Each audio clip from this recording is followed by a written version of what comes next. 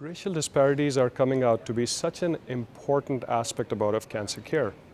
So the US demographics are changing so fast that suddenly we are noticing that while historically we used to have whites or Caucasians and African Americans or blacks, but now there are more layers that are getting added. Hispanics, Asians, even further subgroups. It's so important that federal government, ASCO, other organizations, institutions are realizing this problem, that the care that we deliver to all our cancer patients belonging to different racial ethnic groups is not the same. And in fact, now we are finally beginning to realize that not only is the care not similar, it's actually leading to different outcomes. So for example, African Americans who get multiple myeloma way more frequently and at a younger age are known to have a less aggressive disease.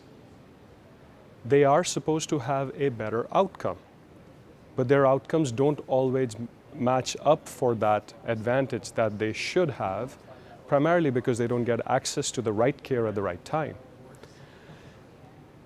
As I said, there are these issues, but what we discussed at this meeting and in detail shared the data was that multiple studies are now showing how African Americans get access to treatment later, how Hispanics get access to transplant for myeloma at the lowest rates. So while we still don't have answers for why this happens or how to overcome it, at least we have laid out that these are issues. Data shows, for example, that one of the drugs, bortezomib or Velcade, gets to Hispanic patients at a much later time as compared to whites. And these issues, these differences in care clearly have a huge impact on patient outcomes. Now the next step is to understand, first of all, are the factors that lead to different care, the underlying factors, are they similar for African Americans and Hispanics, Asians, for example?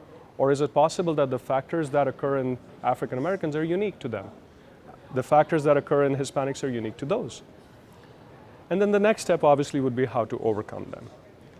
This is a very complex question, but I'm glad that we at least shared the data at this meeting to talk about what are the differences, getting into it in a much more granular way.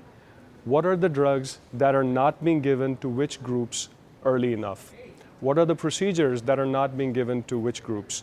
And now we can take the next step about the strategies to try and overcome these issues so that we can at least confirm, we can at least ensure that every single multiple myeloma patient, when they get diagnosed, once they get to their treatment center, they are at least given a basic minimum care which is similar across the country.